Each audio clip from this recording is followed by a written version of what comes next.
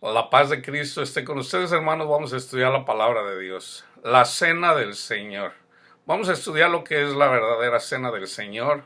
Hay cosas que se hacen en todas las comunidades evangélicas, la Iglesia Católica. Desconozco si lo hace la comunidad mormona, los testigos de Jehová.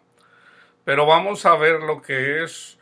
Puede haber un símbolo, ¿verdad? Pero hay personas que lo toman literal, ¿ok? So vamos a ver lo que es la verdadera cena del Señor. Para poderlo entender, hay que mirar primero al antiguo pacto. En el antiguo pacto, cuando Dios saca al pueblo de Israel de la esclavitud de Egipto y los lleva a la tierra prometida, en el monte Sinaí les da la ley. Ahí hace un pacto, le dice, cumplan la ley y todos van a ser bendecidos hasta 1000 generaciones. Si no la cumplen, malditos serán ustedes, sus hijos, sus nietos, hasta la tercera y cuarta generación. Sabemos que las personas no cumplieron. Jeremías y todos los profetas profetizaron que iba a venir el Mesías. Jeremías habla de un nuevo pacto. Ezequiel, Ezequiel también habla del nuevo pacto. Entonces vamos a mirar cómo en ese pacto se menciona que Dios iba a poner la ley en nuestra mente y en nuestro corazón. En ese nuevo pacto que Cristo lo hace precisamente en la última cena, ahí hace el pacto y Él dice que hay que comer y beber. Dice, este es mi pan, ahorita lo vamos a estudiar. Dice, y agarra la copa y dice, este es mi sangre, sangre de la alianza. Ahí es en donde hace el pacto, ¿ok? So, para poder entender que eso es metafórico, ¿verdad? Porque, por ejemplo, Cristo viene y les dice, el que no coma mi cuerpo, y la gente decía, que coma su cuerpo, ¿verdad? Pues no lo entendían. Y de hecho mucha iglesia ahorita no lo entiende, no sabe lo que es comer el cuerpo de Cristo, ¿verdad?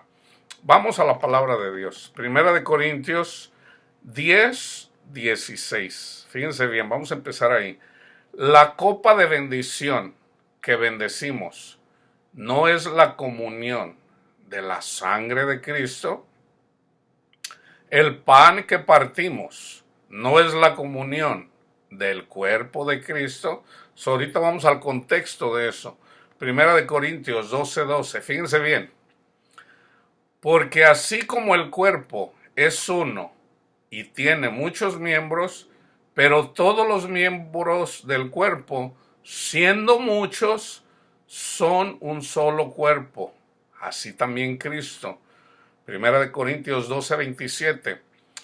Ustedes pues son el cuerpo de Cristo y miembros cada uno en particular. Efesios 5:23. Porque el marido es cabeza de la mujer, así como Cristo es cabeza de la iglesia, la cual es su cuerpo, y Él es su Salvador. Entonces, la, la iglesia, su cuerpo, somos nosotros. Entonces el Señor nos da un mandamiento, ¿ok? Coman, porque este es mi cuerpo, ¿ok? Un ejemplo, no se los voy a leer, ustedes lo pueden mirar. En Hechos 10, Pedro tiene una visión. Entonces en la visión baja un mantel y hay animales impuros. Y le dice una voz, le dice, mata y come. Él dice, no, Señor, porque nunca he comido. Y le vuelve a decir, esto pasa 3 veces. Lo que yo he purificado, no le llames impuro. Entonces vienen a él. ¿Quién eran esas personas? Era Cornelio y su familia, y las personas cercanas a él. Entonces ahí Pedro viene y ¿qué hace? Le predica el evangelio. Cuando esas personas, Cornelio, los que estaban con él, al escuchar el evangelio reciben el Espíritu Santo. Entonces Pedro come con esta familia y con Cornelio hizo eso. Ahí estaba comiendo, ¿ok? El cuerpo del Señor. Eso es comer el cuerpo del Señor. Ahora vamos a ver lo que es la sangre, ¿ok?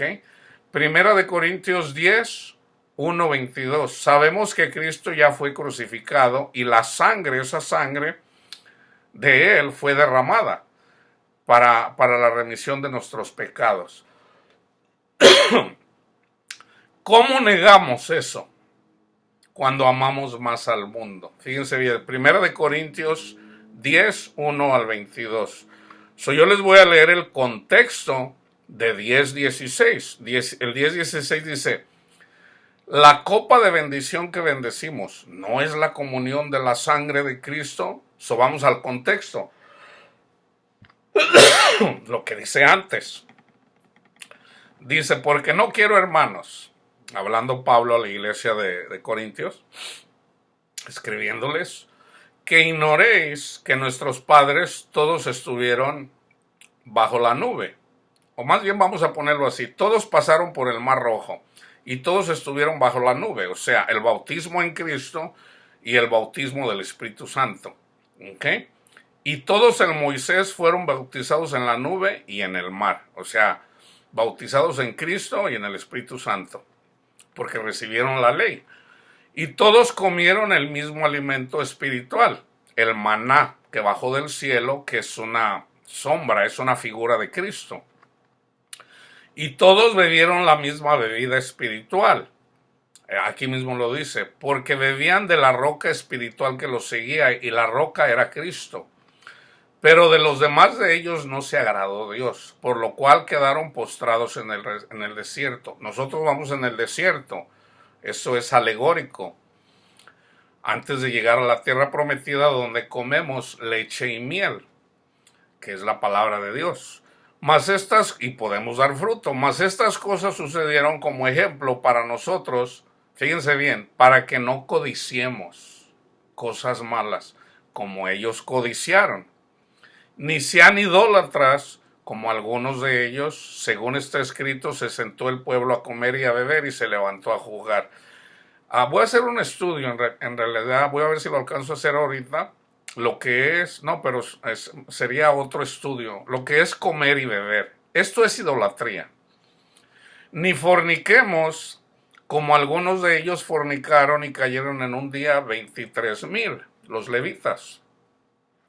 Ni tentemos al Señor, como también algunos de ellos le tentaron y perecieron por las serpientes. ¿Ok? Ni murmuréis, como algunos de ellos murmuraron, porque no tenían carne, querían pepinos, querían carnita, querían cosas, que es alegórico de este mundo, y perecieron por el destructor. Cuando empezaban a comer las codornices, empezaron a morir. O sea, si tú quieres dinero, Señor, quiero dinero, quiero esto, quiero carros, quiero casas, y el Señor te dice: no, sígueme a mí. Tú dices: no, ok. El Señor permite que te lo den, y cuando empiezas a comer, ya cuando tengas riquezas, entonces te viene el sufrimiento, porque preferiste el mundo. Y estas cosas les acontecieron como ejemplo y están escritas para amonestarnos a nosotros, a quienes han alcanzado los fines de los siglos. Así que el que piense estar firme, mire que no caiga. No les ha sobrevenido ninguna tentación que no sea humana. Ay, Señor, es que no puedo. Aquí lo dice Pablo. Pero fiel es Dios, que no os dejará ser tentados más de lo que podáis resistir, sino que dará también juntamente con la tentación la salida para que la podáis soportar. Por tanto, amados míos, huid de la idolatría. Como a sensato les hablo, juzguen vosotros lo que digo. ¿Se fijan? La copa de bendición que bendecimos no es la comunión de la sangre de Cristo. El pan que partimos no es la comunión del cuerpo de Cristo. Siendo uno solo el pan, o sea, el cuerpo de Cristo, la iglesia, nosotros, con ser muchos, somos un cuerpo, pero todos participamos de aquel mismo pan, Cristo. Mirar a Israel, o sea, según el contexto de lo que estás leyendo, puedes entender. mirar a Israel según la carne. Los que comen de los sacrificios no son partícipes del altar. Por ejemplo, cuando Pedro le predicó a Cornelio lo espiritual, dice Cornelio, Pedro, mi hermanito, mi hermano en Cristo Jesús, venga, aquí le tengo una comida, vamos a convivir para que vea el mundo cómo nos amamos, dando testimonio, siendo la luz del mundo, siendo la sal de la tierra, para que la gente del mundo vea. ¿Ok? O sea, comiendo quiere decir convivencia, amándose unos a otros, ¿verdad? Pero también participando literalmente, dice Pablo, yo les doy lo espiritual, ustedes también denme lo carnal. O sea, si yo trabajo para darles lo espiritual, ¿qué no me merezco? ¿Qué no está escrito en la ley? Que no le pongas bozal al buey que trilla. Entonces, si yo estoy trillando lo espiritual con ustedes, ¿por qué me quieres poner un bozal? ¿Por qué no me quieres compartir de tu pan, literal? ¿Qué digo pues? ¿Que el ídolo es algo? ¿O que sea lo que sacrifica a los ídolos? Antes digo que lo que los gentiles sacrifican, a los demonios los sacrifican y no a Dios. Y no quiero que ustedes se hagan partícipes con los demonios.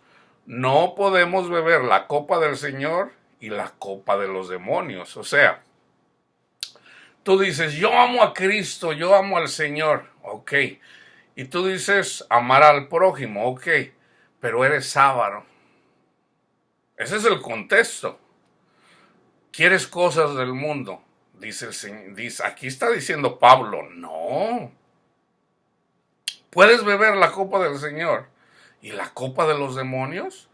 No podéis participar de la mesa del Señor y de la mesa de los demonios. O provocaremos a celos al Señor. ¿Que somos más fuertes que Él? No.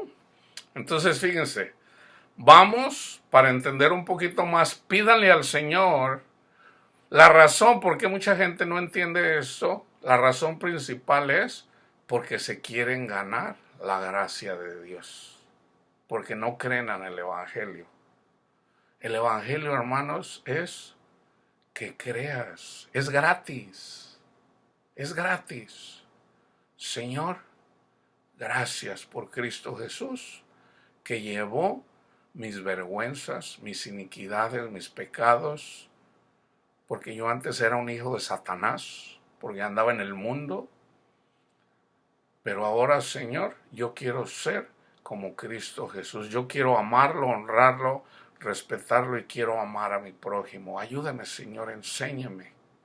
Ok, ¿qué pasa si tú vas a una congregación? Vamos a decir, católicamente. Vas, te confiesas, tus intenciones son buenas. Yo lo hice. Y siendo un niño me di cuenta que yo no podía dejar de pecar. Siempre eran los mismos pecados. Nunca pude. Ahora dijeras, ahora sí puedes. Ahora yo te puedo decir que no soy esclavo del pecado. Sigo siendo carnal, pero no soy esclavo del pecado. Hay una diferencia. ¿Ok? Entonces, ¿qué pasó? El Espíritu de Dios nos ayuda a dejar las cosas del mundo. Yo antes era avaro. Y no necesariamente para mí, yo quería proveer para mi familia. ¿Okay? Yo era un idólatra. El Señor me dice, hijo, yo te quiero dar más. Yo no lo entendía. Ahora, con el lenguaje que del mundo, yo te puedo decir, soy multimillonario, porque mi tesoro es Cristo. De verdad que soy rico. De verdad, Cristo no miente. Cristo dijo cuando le dice a Pedro, Señor, nosotros dejamos todo, ¿qué nos toca? Cristo les dice, créanme que ustedes van a tener 100 veces más, 100 veces más, aquí en esta vida. Y en la otra vida, la vida eterna. O sea, van a ver a mi Padre, a Dios. Esa es la consecuencia. Entonces, fíjense, comenzando del 17, Primera de Corintios 11.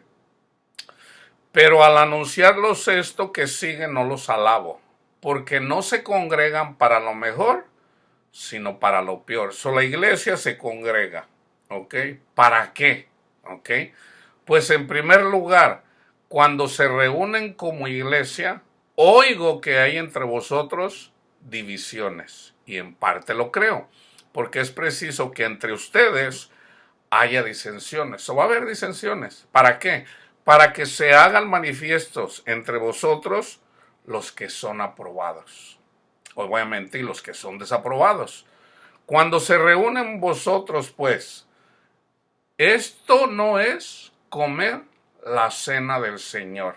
O sea, ustedes se reúnen para la cena del Señor, pero cuando están así, divididos, esto no es comer la cena del Señor. Porque al comer, cada uno se adelanta a tomar su propia cena. Alguien dirá, bueno, aquí no está hablando de la cena del Señor. Bueno, vamos a ver. Y uno tiene hambre y otro se embriaga. ¿Ok? ¿Qué pues? ¿No tienes casas en que comáis y bebáis? ¿O menospreciáis el cuerpo de Dios, la iglesia de Cristo, y avergonzáis a los que no tienen nada? ¿Qué les diré? Los alabaré. Esto es iglesia, hermanos, pero eran carnales. En esto no los alabo,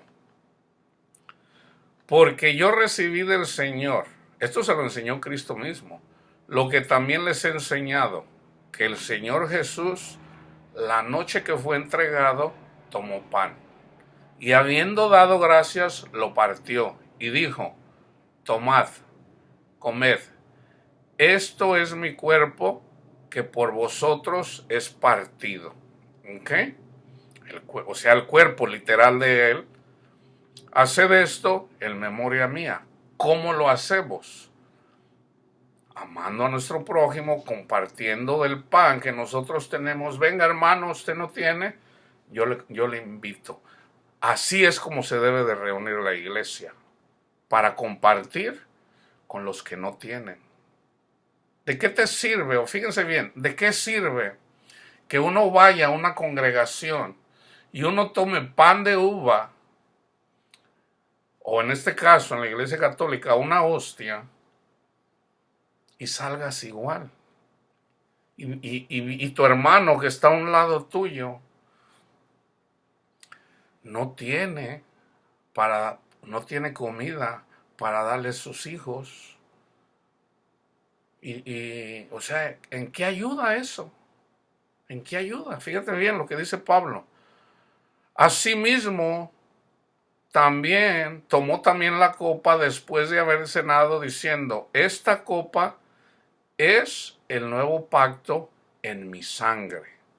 Haced esto todas las veces que la bebieres en memoria de mí. Así pues, todas las veces que comieres este pan y bebieres esta copa, la muerte del Señor anunciáis hasta que Él venga. ¿Ok? Hasta que Él venga.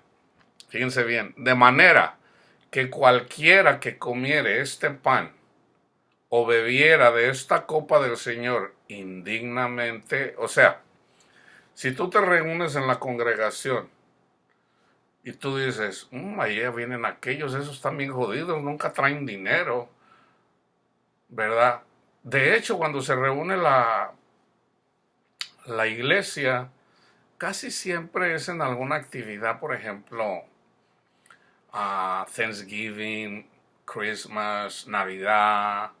En realidad, la verdadera reunión debe de ser para comer. Comer, literalmente, lo que lleves. Frijolitos, hamburguesas, hot dogs, lo que lleves. Lo que lleves. Porque Pablo dijo, ya se los leí, coman de todo ahí. Lo que se presente, cómanselo. Entonces, fíjense. Entonces, así es como se debe de reunir la iglesia. Cuando se reúne la iglesia, Uno anda alegre, dice Pablo, cante salmos. Alguno está triste, vayan con los que están tristes. Alguno está enfermo, llévelo con los ancianos para que ore. O sea, cuando está enfermo, enfermo del pecado, o sea, anda pecando y debemos de orar. Pero dice que lo lleve con los enfermos para que le hable la palabra de Dios, porque ahí está escrito alegóricamente en relación al aceite. O sea, no se trata de ponerle al aceite, no, se trata de que los ancianos le enseñen la palabra de Dios, y al estarle enseñando personalmente la palabra de Dios está recibiendo el aceite alegórico que es el Espíritu Santo. Porque el que come y bebe indignamente sin discernir el cuerpo del Señor, juicio come y bebe para sí. Por lo cual hay muchos enfermos y debilitados entre vosotros y muchos duermen. Si pues nos examinásemos a nosotros mismos, no seríamos juzgados, mas siendo juzgados somos castigados por el Señor, para que no seamos condenados con el mundo. Así que, hermanos, cuando se reúnan a comer, ahí está, esperaos unos a otros. Si alguno tuviere hambre, coma en su casa, para que no se reúnan para juicio.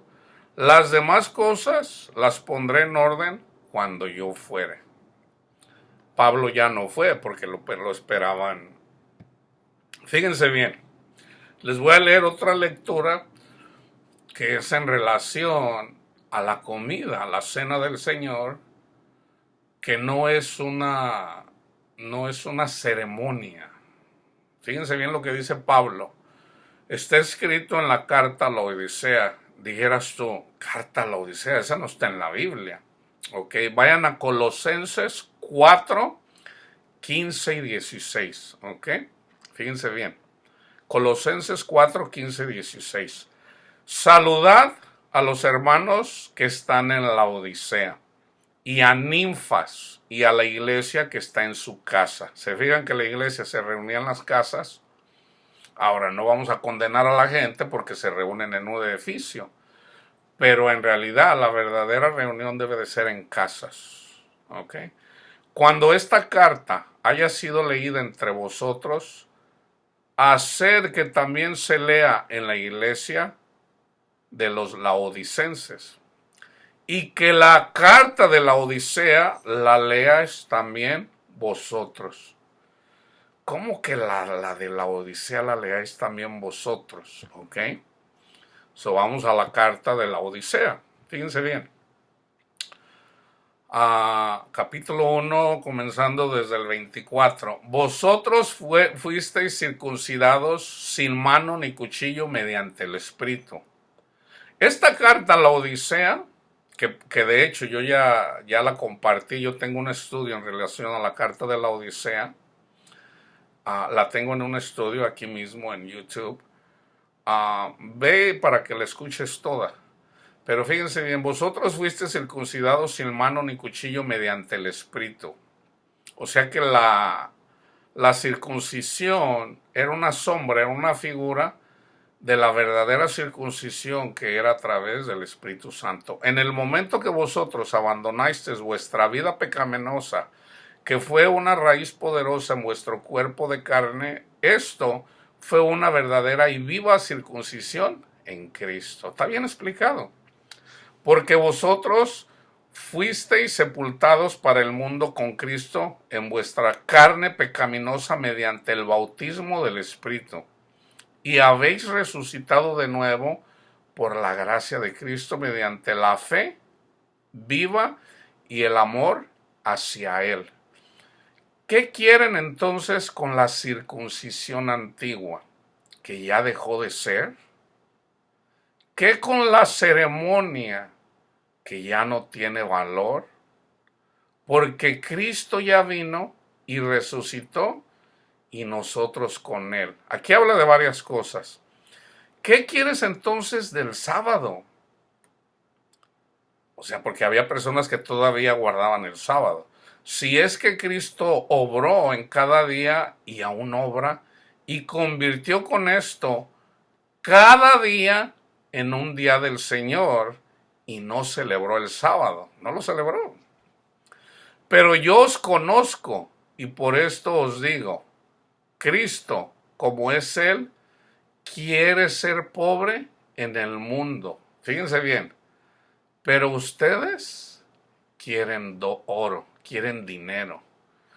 Esto es el motivo porque ustedes quieren una casa, un día festivo, vestiduras adornadas.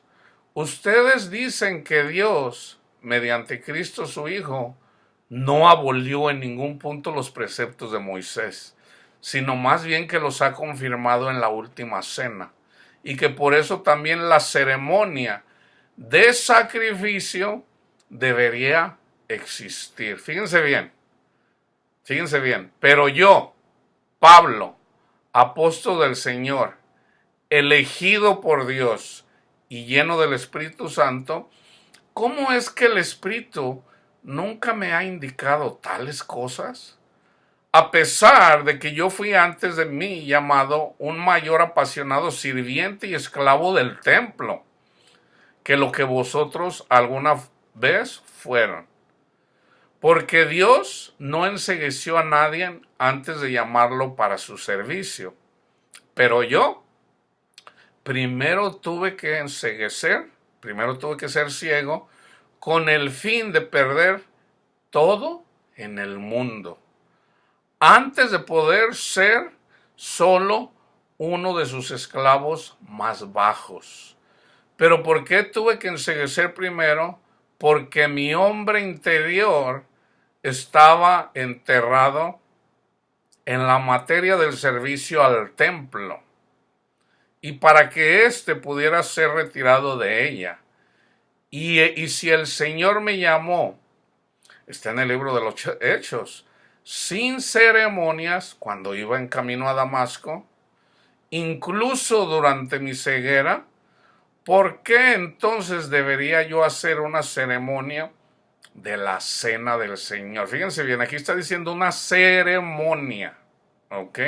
Que es lo que hacen casi todas las congregaciones evangélicas, católicas, casi todas hacen esto, si es que no todas, una ceremonia de la cena del Señor. ¿O acaso no es así como me enseña el Espíritu todo el tiempo? Quien tenga la luz en sus ojos, que mire las ceremonias del mundo y se entretenga en ellas. Es un entretenimiento.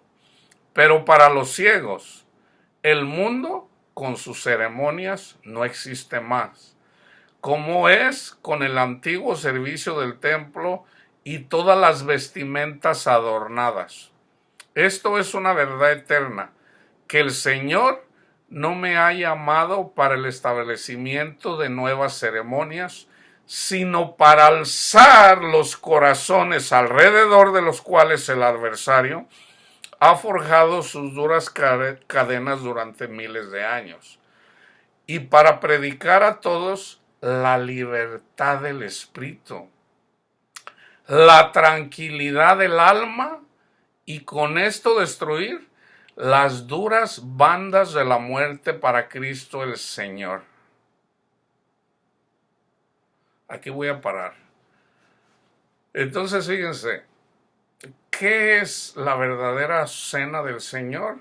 Es que compartas, es lo que dice Isaías 58 en relación al ayuno. Es que compartas con el que no tiene, con el más pobre. ¿De quiénes son los pobres? De Cristo. Entonces, una persona que acepta, no que acepta, que reconoce, se reconoce pecadora y recibe la gracia de Dios, que es el cuerpo y la sangre de Cristo, o sea, recibe el Evangelio para salvación, entonces como consecuencia recibe el Espíritu Santo, y como consecuencia el Espíritu Santo nos ayuda a dar fruto, porque nosotros no podemos. Lean Juan 14, 15, 16 en relación al Espíritu Santo, Romanos 8. Entonces, en una congregación en donde hacen una ceremonia de la cena, bueno, no los condenen, ¿verdad? Pero en realidad, bueno, lo importante es compartir con los que no tienen. Esto es comer y también alejarse del mundo. Romanos, primera de Corintios 10, ahí dice Pablo. O sea, si tú reconoces a Cristo como tu Salvador y tú celebras en tu mente y en tu corazón lo que Cristo hizo por nosotros, pero andas tras la idolatría, entonces no puedes hacer las dos cosas. No lo puedes hacer. O es uno o es otro.